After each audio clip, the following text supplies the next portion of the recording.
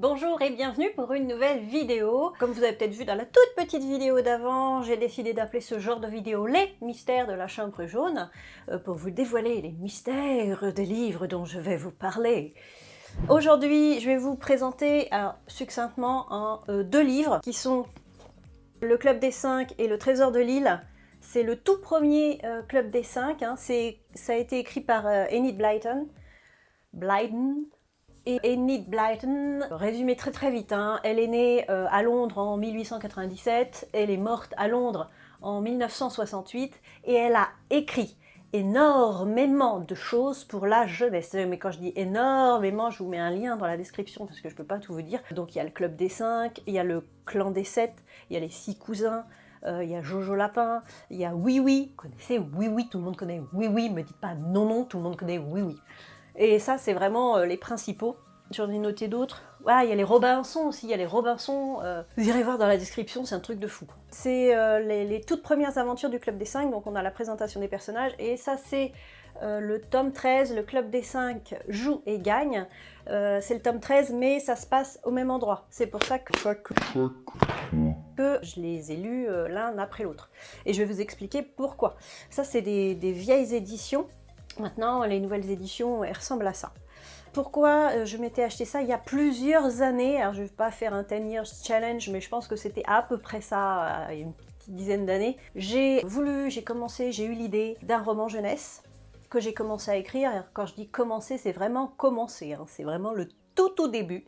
Mais je voulais faire quelques petites recherches sur le sujet, et comme ça se passait sur une île entre France et Grande-Bretagne, j'ai cherché un petit peu sur internet des choses là-dessus, et je suis tombée sur un résumé de ce livre-là, enfin ces deux livres-là. Je me suis dit que j'allais me les procurer, c'est des livres d'occasion, et je les ai pas lus. J'ai laissé tomber le livre, comme souvent, et il y a peu de temps, enfin l'année dernière, je vous mettrai un lien ici et une vignette ici, j'ai lu le livre de Michel Bussy, Sans famille, qui m'a un peu fait penser, comme je l'avais dit dans la vidéo, au Club des 5. Et chemin faisant là-dedans, je me suis dit, il faudrait peut-être que je lise, j'en avais peut-être lu un étant gamine, mais je me souvenais plus exactement, je savais de quoi ça parlait, mais... Donc, j'en avais dans ma bibliothèque, pourquoi ne pas les lire? Et je les ai lus, et j'ai été vraiment surprise dans le bon sens, parce que ça a beau être de la littérature jeunesse, c'est vachement bien, il y a de l'action, il y a de l'aventure, c'est costaud quand même, enfin c'est costaud, non, c'est pas compliqué à lire, hein, mais voilà, c'est pas creux, hein, il se passe des choses, il se passe du suspense, comme on pourrait faire des petits films, des petites aventures, une petite série là-dessus, et ça...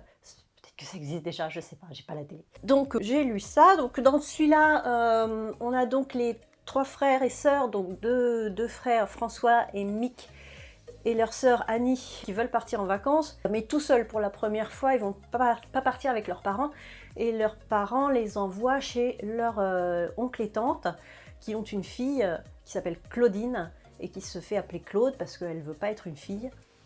Et ça fait déjà 4 enfants, et le 5e, c'est Dagobert, dit Dago, dit Dag. Donc voilà, on a 4 enfants et un chien, ça forme le Club des 5, et ensemble, ils vont faire leurs premières aventures. La première aventure, c'est d'aller sur l'île de Kernak, donc ils vont un peu l'explorer, ensuite ils vont découvrir une épave, donc ils vont aller dans l'épave, découvrir une boîte mystérieuse qui ne veut pas s'ouvrir, et ensuite peut-être trouver le trésor qui se cacherait dans le vieux château en ruine. Donc ça, c'est leur toute première aventure. Ils se connaissaient pas du tout, les cousins, et donc il y a toute une partie qui fait la rencontre des cousins avec Claudine, qui est un petit peu bourrue, qui aime pas trop les gens, elle aime bien sa solitude et tout, il y a que son chien qui... voilà. Et puis les 3 frères et sœurs qui s'entendent super bien ensemble. Donc ça, c'est la constitution du Club des 5. Et dans ce tome-là, pareil, ça se passe aussi sur l'île. Le papa de Claude est un scientifique. Il s'établit sur l'île, justement l'île de Kernak, pour une expérience scientifique où il fait monter une tour parce qu'il a besoin d'être entouré d'eau, etc. Et il y a des gens pas très sympathiques qui veulent s'approprier ses recherches. Ça me rappelle un peu le mystère de la chambre jaune avec le professeur Stangerson, enfin bref. Donc ça c'est pour le résumé rapide des deux. Et donc voilà, et comme il y a eu une petite polémique il y a quelques années autour du Club des 5, polémique qui était que la série allait être retraduite et simplifiée, je me suis dit que j'allais lire celui-ci, la version là, toute récente, hein, vous voyez, avec la nouvelle composition, des dessins super moches. Je sais pas si on les voit, mais enfin, les dessins là sont plutôt jolis. Les dessins des nouveaux, c'est moche, quoi. Enfin, je sais pas ce que vous en pensez, moi j'ai... Voilà, mais il n'y a pas tellement d'illustrations à l'intérieur, donc c'est pas grave. Ah, puis les couleurs, quoi, c'est caca. Enfin bref. Et donc je voulais me faire ma propre idée sur les changements qui avaient été effectués, alors pas l'original parce que je ne l'ai pas lu en VO, mais la traduction et la simplification entre guillemets. Et donc, résultat, l'histoire c'est la même, hein, c'est exactement pareil, sauf que dans celle-ci, on parle au passé simple, enfin au passé en général, et là, on parle au présent, tout au présent, alors c'est un petit peu bizarre.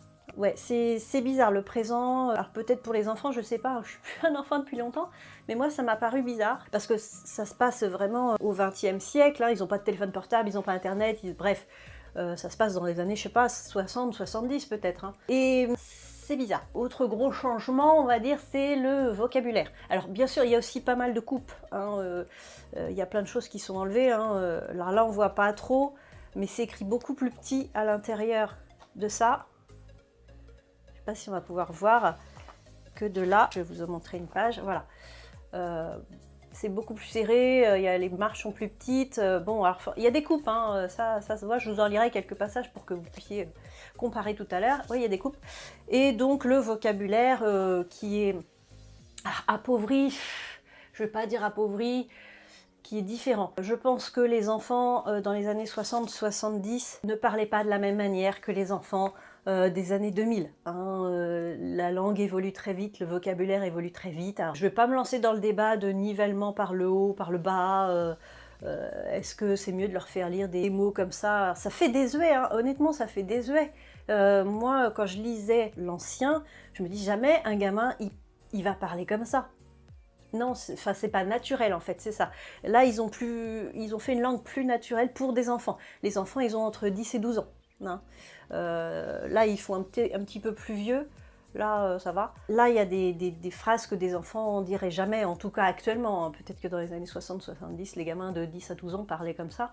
Mais actuellement, non. Et si l'enfant veut, le lecteur, hein, si l'enfant veut rentrer un petit peu dans l'histoire, et si face à lui, il a des enfants qui parlent comme ça, j'ai un peu peur. Donc, c'est pas forcément un mauvais choix, mais voilà, ça a été quand même vachement réduit. Celui-là, alors je l'ai lu, mais je l'ai lu plus rapidement, parce que je connaissais l'histoire, donc sinon c'est pas très drôle. Je l'ai juste lu pour comparer un petit peu, voir si l'histoire était la même. C'est ça, je voulais voir si, quand il menace de tuer le chien, parce qu'à un moment il menace de tuer le chien, je voulais voir s'il le faisait aussi. Oui, il le fait aussi, enfin, quelqu'un le fait. Et oui, l'histoire c'est pareil, c'est pas édulcoré dans ce sens-là, c'est juste le vocabulaire et la conjugaison, on va dire, et effectivement des tournures de phrases qui sont un petit peu réduites. Et vous savez aussi que je travaille dans une librairie, donc je sors beaucoup de livres et des cartons, et un jour je suis tombée sur ça, il n'y a pas très longtemps.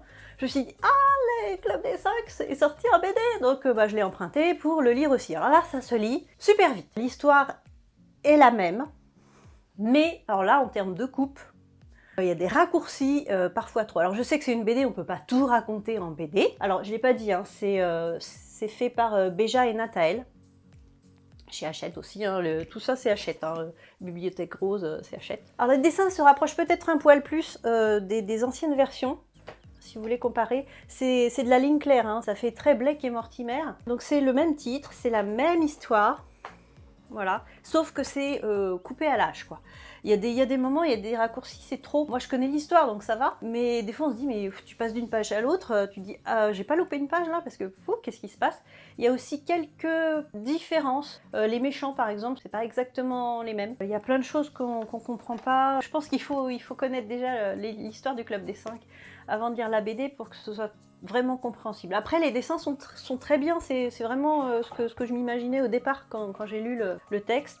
Ouais, c'est pas mal. Après, un truc qui m'a dérangé sur l'ensemble. Hein. Alors là, à l'époque encore, je veux bien comprendre. et encore. C'est Claudine. Claudine donc qui ne veut pas être une fille. Claudine ne veut pas être une fille, donc elle se fait appeler Claude. Elle ne pleure pas parce que soi-disant les garçons ne pleurent pas. Enfin bref, donc ça c'est présent dans l'ancienne version. Bon, c'est présent aussi dans la nouvelle version. Alors quand on dit ah les garçons ils pleurent pas, nanana, je pense qu'ils auraient pu s'en passer. Ils auraient pu tourner ça autrement. Ok, Claudine veut être un gars, où ça me dérange pas, mais qui rabâche pas. Ouais les garçons ça pleure jamais. Non, bah si, les garçons, ça pleure aussi. Hein, je suis désolée, non, je suis pas désolée. Et là, c'est très présent aussi. Je pense qu'ils auraient pu faire en sorte d'actualiser ça, justement. Ça m'a dérangé, et ça m'a pas dérangé là, parce que c'était à l'époque, c'était ça. Et là, ils ont fait des corrections, ils ont changé des choses, ils ont changé le vocabulaire, ils ont actualisé, et ça, ils l'ont pas tellement actualisé, et j'ai trouvé ça un petit peu dommage. C'est tout ce que j'avais à dire sur le Club des 5, hein, de mes lectures. Mes lectures Club des 5. Alors moi, je voulais savoir ce que vous en pensez. Je sais pas si vous avez lu ou comparé ou quoi ces changements. Alors je dis que je veux pas rentrer dans la polémique. Non, je veux pas rentrer dans la polémique, mais ça m'intéresse de savoir ce que vous en pensez. Peut-être qu'il y a des trucs auxquels j'ai pas pensé. Est-ce que ça appauvrit vraiment le vocabulaire des gamins ou est-ce que justement ça leur permet de se prendre un petit peu au jeu et de se dire ah bah ils parlent comme moi. Bon, ils ont pas de portable, ils ont pas d'internet, mais voilà, au moins ils parlent de manière fluide, hein, et normale. Et j'ai entendu parler aussi de 3 tomes du Club des 5 adultes. C'est le Club des 5 pouponnes. Ils sont devenus adultes, donc ils ont des enfants. Le Club des 5 en séminaire et le Club des 5 arrête le gluten. Donc est-ce que quelqu'un parmi vous les a lus? Moi je les ai pas lus. Je suis curieuse de savoir ce que vous en pensez. Est-ce qu'ils ont gardé un petit peu l'esprit? Est-ce que c'est drôle? Voilà, je connais pas. Alors j'aurais pu essayer mais là j'ai pas eu le temps. Moi dites-moi ce que vous en pensez en commentaire aussi de ça. Prendre des personnages de notre enfance et de les faire évoluer. Bon. Et je pense qu'il y a un côté beaucoup plus humoristique quand même dessus. Dites-moi aussi, tiens, est-ce que de temps en temps vous relisez des livres de votre enfance, des romans jeunesse, ou Harry Potter, je sais que beaucoup le relisent. Moi, je ne l'ai pas encore lu, mais j'étais déjà adulte à l'époque, donc ça compte pas. Est-ce que vous relisez un petit peu comme j'avais fait aussi avec Le Grand Maulne? Je sais pas si vous vous souvenez, j'avais fait une vidéo dessus. Est-ce que ça vous arrive aussi de lire, relire des romans que vous avez lus quand vous étiez plus jeune, enfant, etc. Et sur ce, bonne lecture!